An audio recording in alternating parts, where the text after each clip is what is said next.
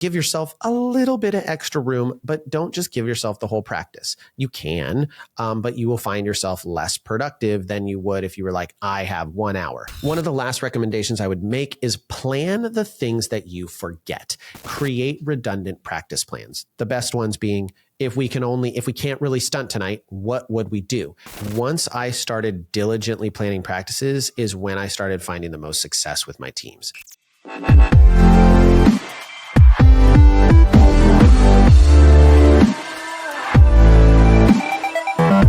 Hello, everyone, and welcome back to another episode of the Cheer Biz podcast. I'm your host, Dan Cotton, and today we are going to be diving into practice planning. Now, before we get into the episode, make sure you've headed on over to Cheer Gym Owners on Facebook, as well as All-Star Cheer Coaches and Owners, and you have joined both of those groups. And if you're a gym owner and you're curious how the Academy can help you, or how you can work with someone like me who has spent the last years learning how to run their gym better and what it can do for you, head on over to nextgenowners.com where you can learn more about joining the Academy. And you can even book a call to hop on the phone with one of my team where they can talk to you all about what we do in the Academy.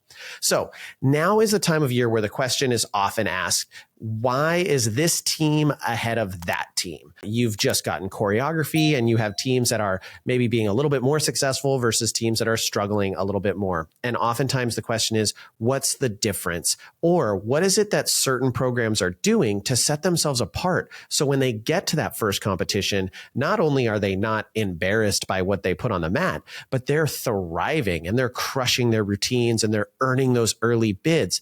And what is it that sets them apart? Now, there are a lot of different things that are going to factor into this. Attendance, how you place the team from the beginning of the season, choreography, being manageable, all of those things are huge factors.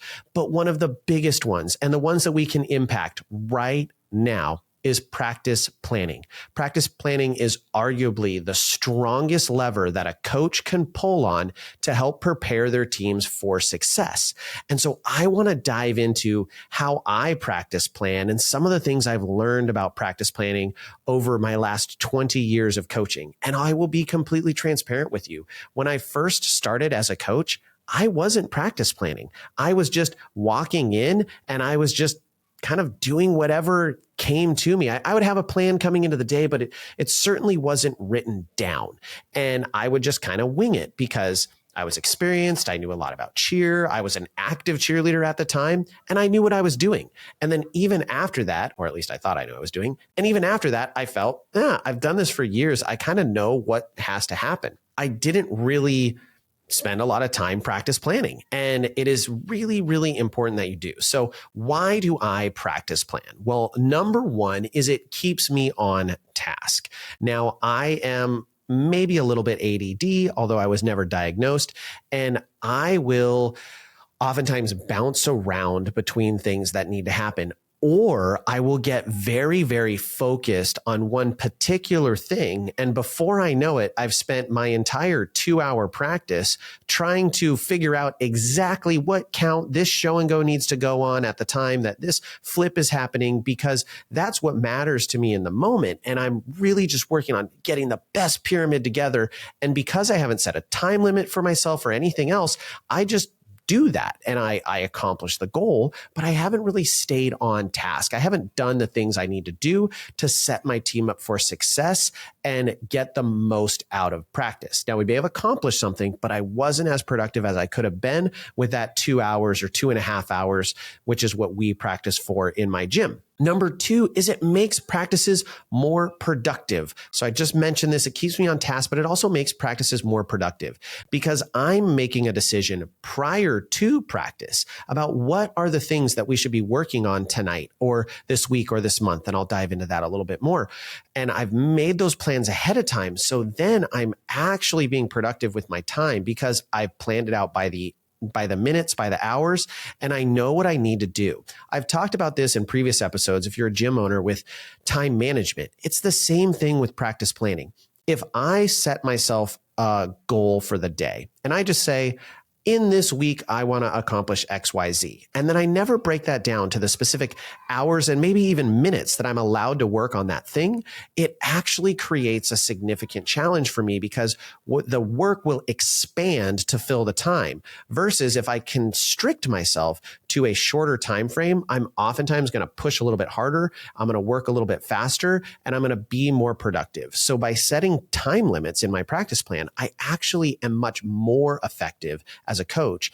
And the practices are far, far more productive because the skill that we're working on isn't expanding to fill the time.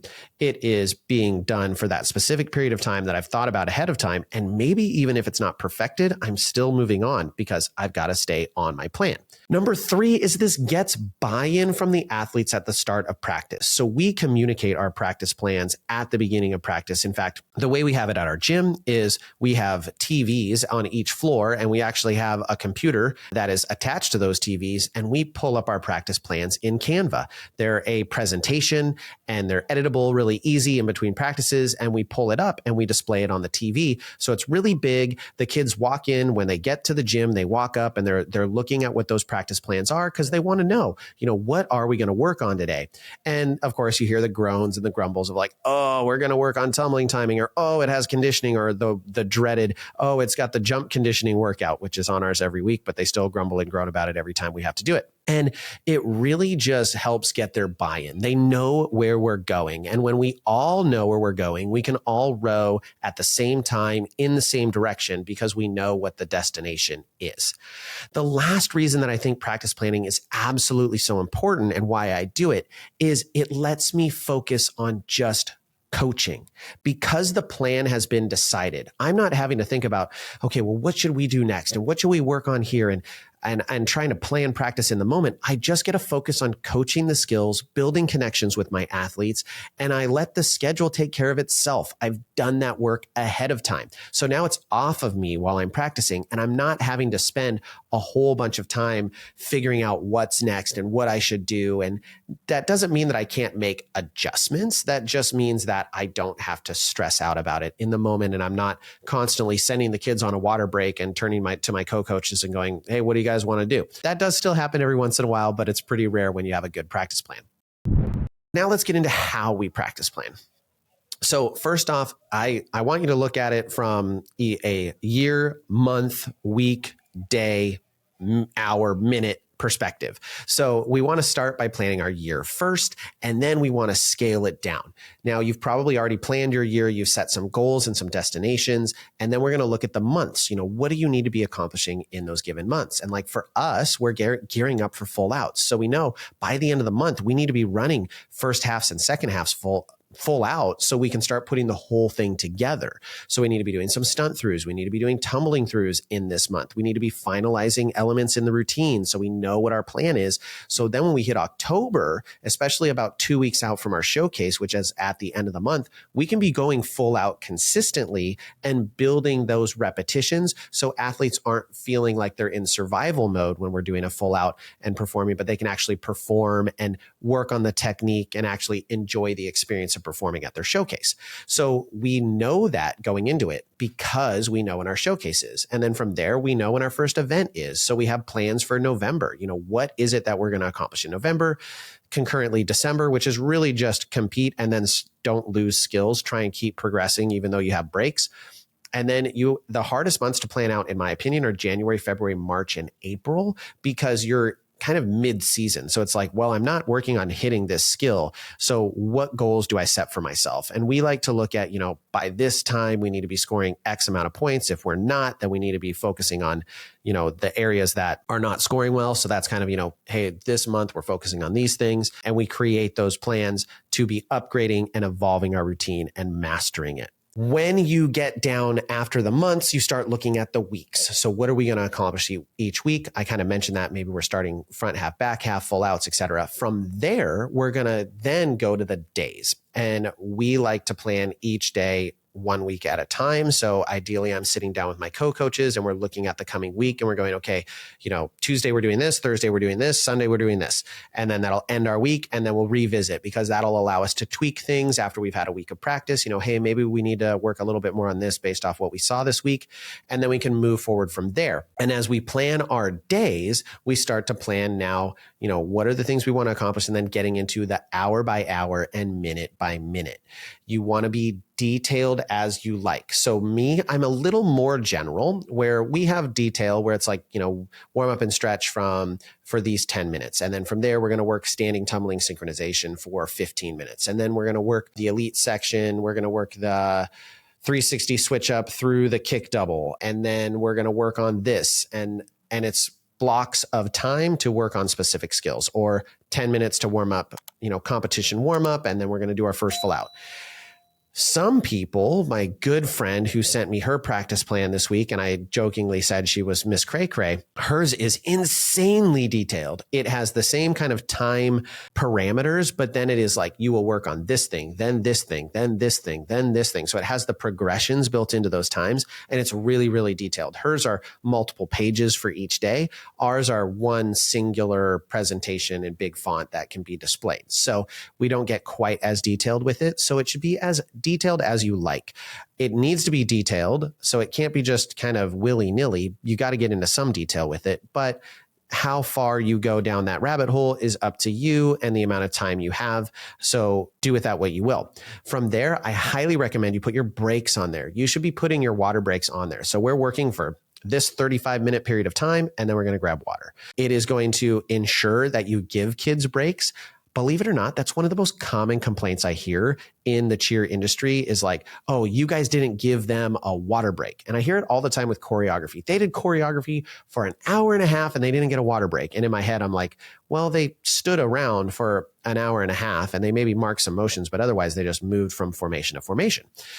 So I like to put water breaks in there. It keeps me on task and make sure I don't forget them. It also gives the kids something to look forward to where they'll be like, hey, what time is it? And I'm like, it's, 7:10 and the water break's at 7:15. So they're like, okay, I got to make it 5 more minutes. This is especially helpful for your young kiddos who are always coming up and being like, when are we getting water? And you can be like, well, it's 6:05 and the water break isn't until 6:15. So you got to work super hard until we get to that 6:15. Can you do that for me? And they have those parameters set. Like I said, you want to make sure that you're setting time limits for things. You want to make sure that you are blocking out periods of time that are reasonable and not excessive. So every once in a while, I get it. I do this myself where you go, I know I just need to fix the pyramid tonight, and I don't know how long it's going to take. So give yourself a little bit of extra room, but don't just give yourself the whole practice. You can, but you will find yourself less productive than you would if you were like, I have 1 hour. You'll also find that your coaches or you will end up doing more work on the front end because you know that things are potentially going to happen in your practice time that you don't have other opportunities because you've made this practice plan. So you're going to be more productive ahead of time. Like I'm going to come in with a plan for my pyramid versus I'm just going to kind of wing it because I know I have 2 hours to figure it out. So I'm just going to figure it out in the moment. If I know I only have 35 minutes to fix my pyramid, then I'm going to have a pretty darn good plan and I'm going to attack it aggressively because I want to get it done. One of the last recommendations I would make is plan the things that you forget. It's really, really easy to forget to work on the dance, or it's really easy to forget to work on your jump section, or it's really easy to forget to work on flyer flexibility or cleaning specific sections. Those are things to put into your practice plan and make sure that you're checking those off. And maybe even you make a list of these are the things I forget to do. Maybe it's I forget to condition. We just kind of get into the mode and if conditioning isn't on our practice plan, it won't happen. Or maybe it is, I forget to have positive circles, or I forget to give kids attaboys. Well, put that in your practice plan, the last 5 minutes. Maybe it's, I forget to talk to my team and set clear expectations at the beginning of practice. Put it in your practice plan. Okay. Plan those things out. It'll help keep you accountable and you'll accomplish the things that you're wanting to do. So you know how to practice plan. We've talked through it. And some of you are probably sitting here going, dude, Dan, I already practice plan. So here I want to give you some of my hacks and tricks that I've learned over the years to have more productive practice plans and have them work more efficiently for me. So number one, I already mentioned this, is use Canva presentations and present them on a TV. This is awesome because the kids can see it. Now, I have coaches that love their whiteboards. I used to love my whiteboards too. And so they'll come in and they like to write their practice plan on their whiteboard. I find that incredibly inefficient. Plus, it can get erased. Plus, it doesn't last forever. If you create a Canva presentation, one, it saves me time. I've already got my times built in there, so I'm just deleting things and maybe tweaking the time frame a little bit, but it's already kind of all built. And I can save practice plans. So if I have my set of practice plans that are really, really productive, then I can have my folder off to the side that I don't go to of backup practice plans, and I can give them, I can set them aside so I can pull from those. I can also, if I want to save the entire year, I could look back on what each individual practice was for every team, and I could see, oh, this is why you guys couldn't hit your pyramid. You never worked on it. Or this is why your tumbling was so booty. You guys never actually took the time to diligently work on tumbling technique. You just did full out after full out after full out after full out and then did your stunts. So it allows you to save things. So that's one of the reasons I like Canva. I also like the TV because the kids can see it. I just think it's really great to get buy-in from the kiddos. They feel like they're involved in the process and they can see it up in front of them. Now, you may not have the money to do that. It's really not that expensive. You can do it from your phone and you can just direct connect. I went a little bit big because I tend to do that. And I got some Mac minis and I got actually wireless HDMIs that extend because we couldn't put the TVs right by the poles. So I did some of that stuff. I will tell you, anytime you add technological complexity, you increase the likelihood that things don't work. So just be really cautious with that. Build plans for conditioning so you have a library. So this is one of the things I love about Canva is I have a conditioning slide. And so I have like 10 or 15 of them. I just grab them and drop them in based off what I want to do or how much time I'm going to allot. So maybe I have a 20-minute AMRAP, as many rounds as possible. Or maybe I have a 30-minute workout that involves a number of sets and repetitions. Maybe I really want to focus on explosiveness, so I throw in one of my plyo workouts. Or I have my jump conditioning that's already written out and it's super complicated. And so I just throw that up there because they have a list. So one, it's already done for me. I don't have to do it every single time. And then on top of that, they can see it. It's visual for them. So they can look at the conditioning and I don't get the constant question, how many push-ups did you say to do? How many squats did you say to do? And I'm sure many of you have been like, ask a friend. You've asked me like 20 times, or you're like, every person that asked me, it's 5 more. And this reduces that because they can just look up at the TV, they can read the information, and then they can follow along. I also recommend that you create redundant practice plans. Now, maybe you are eternally blessed and highly favored, and you don't have any problems with attendance.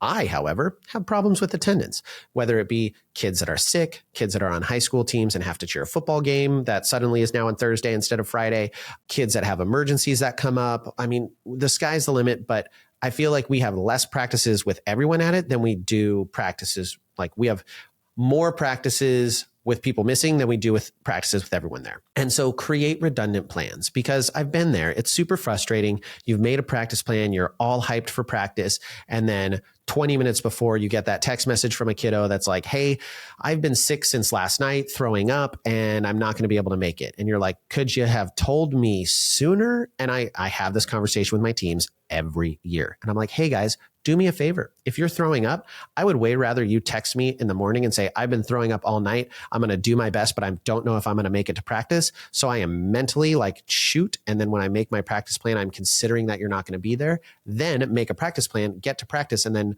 find out 3 people are sick and they're not going to be there because I can pivot prior to.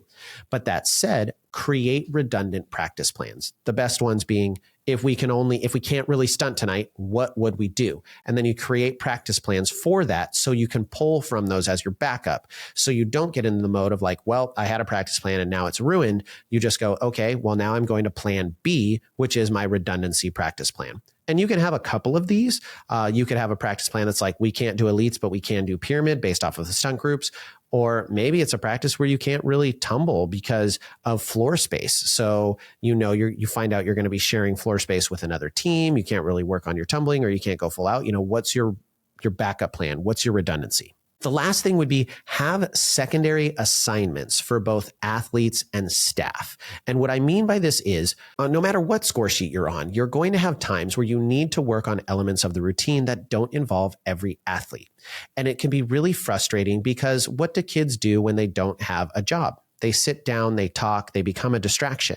And you can get mad at them and you can get frustrated, but my staff does the same thing, and they're adults. If they don't have something to do, they start talking, they start goofing off.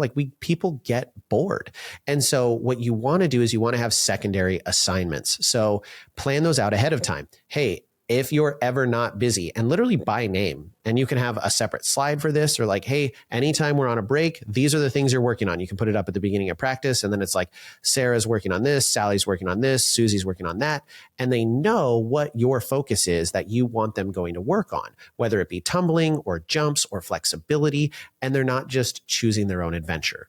So I highly recommend you create a secondary assignment for kids anytime they're not going to be busy, because you certainly probably have those kids who are in every single section, but you also have those kids who are not in every single section of stunts or baskets or things like that. You do need to work on them. So what do they do during that time? You could have them just do their choreography, although I think there are more productive uses.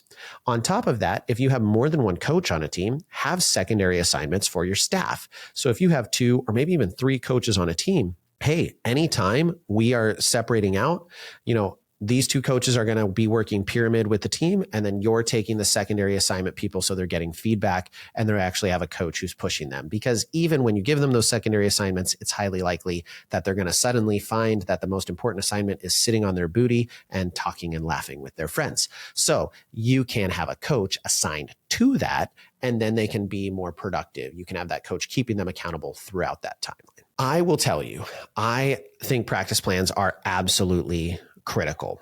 This actually came up because a good friend of mine reached out, and she was curious about what we do because she was trying to help her staff learn about the importance of practice plans. And ironically, it was relevant because I was talking to my coaching team about this yesterday, where I was like, hey, our practice plans have not been very good. They haven't been as specific as they need to be. We haven't been quite as productive.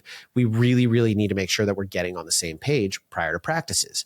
And so we have kind of been revamping even what we're doing, because I'm in a new coaching dynamic. We now have a 3rd coach on all of my teams, and the coach that I've coached with for the last 7 years has retired. And so I don't have that familiarity. And so we're just figuring out our rhythm and figuring out our tempo. And I will tell you that once I started diligently planning practices is when I started finding the most success with my teams. When I struggle the most with my teams is when I'm not planning practices and I'm shooting from the hip and I'm not actually doing the things I need to be doing. Can you have a great practice shooting from the hip? Sure, you can, but I highly recommend you have those practices because it's just going to make you more productive. So my biggest call to action is start doing it. If you aren't doing practice plans, start doing it. If you're doing it on paper, then start putting it in some sort of a digital format. If you aren't having anyone look at it, start having your co-coaches and friends look at your practice plans ahead of time. They may have some really good advice for you.